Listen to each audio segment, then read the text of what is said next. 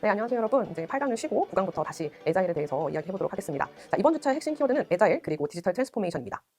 먼저 분명히 해두고 싶은 말이 있는데요. 이번 강의는 기업 경영 기법을 외우는 시간이 아닙니다. 방법론을 나열하는 강의도 아니고요.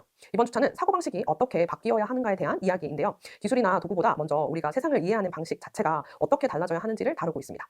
자, 먼저 수업에 앞서서 학습 목표를 설명하겠는데요. 첫째, 에자일이 무엇인지 다시 한번 개념적으로 이해를 해봅니다. 단순히 빠르게 일하는 방식이 아니라 불확실한 환경을 전제로 사고하는 태도로서의 에자일을 이해하는 것이 목표입니다. 둘째, 디지털 트랜스포메이션의 본질을 구조적으로 이해하는 것인데요. 기술 도입이나 자동화가 아니라 산업, 조직, 개인의 사고 구조가 어떻게 재편되는지를 파악하는 것이 목표입니다.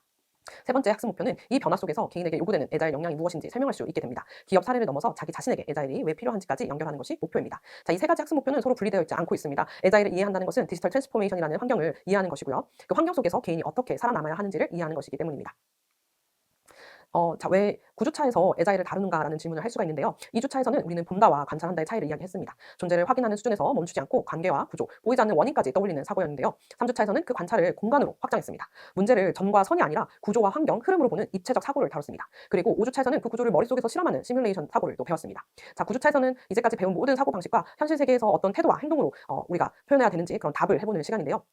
자, 에자일은 앞서 주차에서 배운 사고법들의 결과이자 실천 단계입니다. 에자일의 정의를 다시 한번 묻고 싶은데요. 에자일은 무엇입니까? 에자일은 급변하는 시장과 소비자 트렌드에 맞춰 민첩하게 변화하는 경영 기법이자 조직 문화입니다. 에자일이라는 영어를 한국어로 바꾸면 기민함이라고도 하는데요. 마땅히 번역할 단어가 없어서 계속 에자일이라는 단어를 쓰고 있습니다. 이 정의는 결과 설명에 가깝습니다. 그런데 본질은 다릅니다. 에자일은 불확실성을 전제로 사고하는 방식입니다. 즉 세상이 예측 가능하다는 가정을 버리고 언제든 바뀔 수 있다는 전제 위에서 계획하고 행동하는 태도입니다. 에자일을 방법론으로 외우지 않기 위해서는 반드시 메타인지라는 렌즈가 필요한데요. 지난 시간 7강에서 메타인지에 대해서 한번 봤는데요. 내가 지금 무엇을 알고 있고 무엇을 모르며 어떤 전략으로 문제를 풀고 있고 그 전략이 어떤 효과가 있는지 점검하고 필요하면 전략 자체를 바꾸는 능력을 말합니다. 여기서 중요한 구분이 하나 있습니다. 인지, 즉 코그니션은 과제를 수행하는 과정입니다. 예를 들어 글을 읽고 이해하고 요약하는 활동을 말하는데요. 반면 메타인지는 메타 코그니션이라고 해서 내가 지금 제대로 이해하고 있나를 점검합니다. 이 방식으로는 읽는 게 맞나를 조절하는 과정입니다. 즉 메타인지는 작업 그 자체가 아니라 작업을 조율하는 운영체계, 즉 오퍼레이팅 시스템 OS에 가깝습니다. 메타인지는 보통 두 덩어리로 나뉘는데요. 하나는 메타인지 지식, 메타 코그니티브 너리지입니다. 내가 어떤 상황에서 잘하고 어떤 상황에서 약한지에 대한 지식입니다. 예를 들어 나는 글을 빨리 읽지만 디테일은 놓친다. 나는 시작이 느리지만 한번 잡히면 깊게 파고든다. 이런 자기 특성에 대한 이해를 뜻합니다. 다른 하나는 메타인지 조절입니다. 메타 커그니티브 레귤레이션이라고 할 수 있는데요. 이건 실행 단계에서 벌어지는 조절입니다. 계획한다, 모니터링한다, 평가한다, 필요하면 수정한다. 이 네 가지가 반복된다. 자, 이런 과정이죠. 여기서 핵심은 메타인지가 단지 자기 성찰이 아니라는 점입니다. 메타인지는 감정적인 반성문이 아닙니다. 구조적으로 말하면 계획, 실행, 점검, 수정의 루프를 돌릴 수 있는 능력을 뜻합니다. 자, 이제 이 루프를 에자일과 연결해 보겠습니다. 에자일을 한 문장으로 요약하면 완벽한 계획보다 빠른 실험입니다. 그런데 여기서 빠른 실험이란 그냥 빨리 해본다라는 뜻이 아닙니다. 실험의 전제는 항상 점검하고 수정할 수 있어야 한다는 것이죠. 틀릴 수 있다라는 전제에서 시작한다는 말입니다. 즉 에자일은 실험을 빨리 돌리는 조직 문화처럼 보이지만 실제로는 메타인지 조절 루프를 현실 세계에 구현하는 방식입니다. 에자일 프로세스의 핵심을 떠올려 보면 작게 만든다입니다. 테스트를 하고 피드백을 받을 수 있고요. 재배포하는 과정을 포함합니다. 이 모든 과정을 계속 반복한다입니다. 이건 그대로 메타인지 조절의 구조입니다. 작게 만든다는 건 계획을 최소한의 단위로 쪼개는 것이고요. 테스트한다는 건 실행 중 모니터링을 할 수 있다는 뜻입니다. 피드백을 받는다는 건 평가를 뜻합니다. 그리고 재배포한다는 건 수정을 말합니다. 모든 것을 바탕으로 피드백을 바탕으로 수정을 한다는 것이죠. 즉 에자일은 메타인지를 개인의 머릿속에서만 돌리는 게 아니라 조직의 일하는 방식으로 외부화한 것인데요. 그런데 더 중요한 건 이 구조가 지금 시대에 왜 필수적인가라는 점입니다. 과거에는 계획을 세우고 그 계획을 충실히 실행하며 성과가 나오는 환경이었습니다. 환경 변화 속도가 느렸기 때문인데요.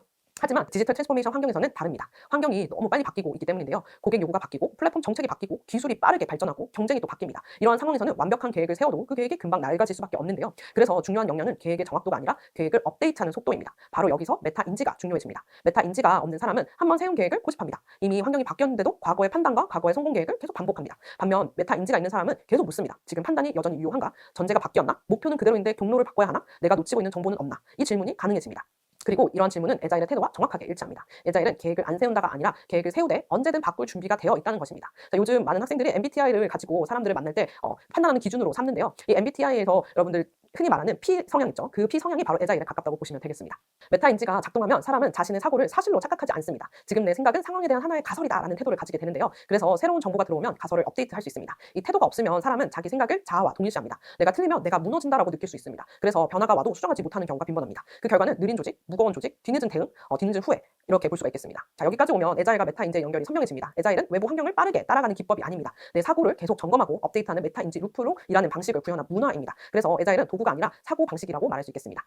이제 개인 차원에서 정리를 해보겠습니다. 개인의 에자일 역량이란 새로운 기술을 빨리 배우는 능력이 아닙니다. 변화가 왔을 때 내가 세운 목표와 전략을 메타인지적으로 점검하고 작게 실험하고 피드백을 받고 빠르게 수정하는 능력입니다. 즉 개인 에자일의 핵심은 속도가 아니라 루프를 돌리는 능력입니다. 오늘 강의에서 에자일을 배우는 목적은 바로 이 루프를 자기 삶에 이식하는 데 있습니다. 자, 다시 한번 왜 지금 에자일인가? 라는 질문을 할 수가 있는데요. 왜 하필 지금 에자일일까요? 이 질문의 답은 디지털 트랜스포메이션이라는 배경이 있습니다. 지난 20년간 디지털화는 기존 산업 시스템을 점진적으로 바꾼 것이 아니고요. 완전 무력화시킬 정도로 급변했습니다. 과거에는 3차 산업 중심의 고정된 체계에서 계획, 실행, 평가가 비교적 안정적으로 작동했습니다. 하지만 지금은 다릅니다. 4차 산업혁명 환경에서는 계획이 끝나기도 전에 환경이 바뀔 수가 있습니다. 그래서 이제는 완벽한 계획은 존재하지 않는다는 전제가 생겼습니다. 이 전제 위에서 탄생한 사고 방식이 에자일인 것입니다. 그래서 이 디지털 트랜스포메이션에 대해서 제대로 한번 알아볼 필요가 있는데요. 디지털 트랜스포메이션 3단계는 단순히 기술을 도입하는 문제가 아닙니다. 보통 3단계로 진행됩니다. 첫 번째 단계는 디지털화입니다. 아날로그 정보를 디지털로 옮기는 단계입니다. 두 번째 단계는 프로세스 혁신입니다. 기존 업무 흐름을 디지털 중심으로 재구성합니다. 세 번째 단계는 구조 전환입니다. 비즈니스 모델 자체가 바뀌는 것을 의미하는데요. 에자일은 이 세 단계를 각각 대응하는 기법이 아니라 이 모든 단계가 계속 변할 수 있다는 사실을 전제로 사고하는 방식입니다. 전문가들은 디지털 트랜스포메이션을 재구성이라는 단어로 설명하는데요. 알티미터는 디지털 고객과의 연계를 위한 기술 및 비즈니스 모델의 재구성 과정이라고 설명합니다. 닐 퍼킨과 피터 아브라함은 기업의 자원, 우선순위, 프로세스를 근본적으로 재창조하는 것이라고 말합니다. 공통점은 분명합니다. 이것은 개선이나 최적화가 아닙니다. 구조 자체를 다시 짜는 일입니다. 산업 간 경계가 무너지고 붕괴되는 이 상황에서 자동차 회사는 더 이상 단순한 제조업이 아닙니다. 이제 자동차 제조업에서 소프트웨어 기업으로 변화되고 있기 때문인데요. 예를 들어 현대차와 애플과의 협업이 바로 그 예입니다. GM과 마이크로소프트의 제휴는 우연이 아닙니다. 시장은 분명한 신호를 보내고 있습니다. 50년 업력의 월마트가 아마존과 에어비앤비의 시가총액에서 밀리는 시대가 되었습니다. 이 환경에서 고정된 사고 구조를 가진 조직은 버티기 어려워졌습니다. 관료주의 조직과 에자일 조직의 그 차이는 극명한데요. 관료주의 조직은 위계, 승인, 절차를 중시합니다. 안정적이지만 느립니다. 에자일 조직은 작고 가볍습니다. 의사결정 권한이 분산되어 있습니다. 중요한 것은 속도가 아니고요. 환경 변화에 대한 반응성인데요. 얼마나 빨리 상황을 읽고 방향을 바꿀 수 있는 기민한 민첩한 기업이 도래하고 있습니다. 소비자 주도 시장의 도래는 디지털 전환을 더 가속화시켰는데요. 소비자 권력을 극단적으로 강화하고 있습니다. 바로 온디맨드 시대라고도 부르는데요. 고객은 더 이상 기다려주지 않습니다. 원하면 즉각적인 반응을 요구할 수가 있고요. 대량 생산의 시대에서 맞춤형 생산의 시대로 이동한 큰 역할을 이 고객이 하고 있습니다. 이 변화에 대응하려면 조직은 가벼워야 합니다. 아이디어 반영, 테스트, 평가, 재배포의 사이클이 극단적으로 짧아져야 하는데요. 에자일의 핵심은 도구가 아닙니다. 많은 사람들이 에자일을 스크럼이나 칸반 같은 도구로 이해합니다. 하지만 이것은 표면적인 이해일 뿐이고요. 에자일의 핵심은 사고방식입니다. 완벽한 계획보다 작은 실험을 반복할 수 있는 그런 시스템이죠. 과거의 성공 경험에 집착하지 않아야 하는 것도 굉장히 중요한 포인트인데요. 환경과 지속적으로 상호작용하는 법을 배워야 합니다. 이 태도가 없으면 어떤 도구도 제대로 작동하지 않는 시대가 되었습니다. 에자일은 왜 사고 근육인가라는 생각을 한번 해봐야 되는데요. 중요한 연결이 생겨났습니다. 2주차에서 제대로 본다는 환경을 있는 그대로 인식하려는 태도였습니다. 3주차의 입체적 사고는 문제를 구조적으로 이해하는 그런 사고 방식을, 그런 능력을 의미했습니다. 5주차의 시뮬레이션은 실행 전에 머릿속에서 실험하는 능력을 의미하는 방식이었는데요. 자, 에자일은 이 세 가지 사고를 행동으로 전환할 수 있게 해주는 근육입니다. 여러분들 근육을 사용해서 팔을 움직이고 달리기를 하는 것처럼 우리가 배웠던 각각을 잘 돌아가게 해주는 행동이 바로 에자일이라고 생각해 보시면 되겠습니다. 개인에게 필요한 것도 이 에자일 역량인데요. 에자일은 기업만의 것이 아닙니다. 개인 역시 디지털 대전환 환경에서 에자일 역량이 매우 절실하게 필요한 상황입니다. 새로운 기술, 새로운 시장, 새로운 직무에 빠르게 적응해야 되기 때문이죠. 과거의 전공, 경력, 성취에 지나치게 의존하면 위험해집니다. 자, 이렇게 된 데는 디지털 트랜스포메이션의 꽃인 바로 AI 시대의 도래 때문입니다. 챗 GPT와 제미나이 등 여러 AI 플랫폼들이 우후죽순으로 발전해왔고 사람들은 이것들을 급변하는 사회에 도입하고 있습니다. 자, 에자일 사고는 이제 여기에서 한 단계 더 나아가는 역할을 하는데요. 가상현실과 신기술 환경 다음에 등장하는 AI 시대 때문입니다. AI 시대의 핵심 변화는 단순히 기술이 하나 더 추가된 것이 아닙니다. 의사결정 구조 자체가 바뀌었다는 점이 중요합니다. 과거에는 인간이 문제를 정의하고 인간이 가설을 세워야 했고요. 또 그 인간이 실행을 해야 하는 그런 역할을 했습니다. 그런데 기술은 그 결정을 보조하는 도구밖에 되지 않았었는데 AI 환경에서는 이 기능을, 이 역할을, 인간의 역할을 AI가 하는 상황에 도달했습니다. 자, AI는 단순한 도구가 아니라 의사결정 과정에 직접 개입하는 행위자가 되었는데요.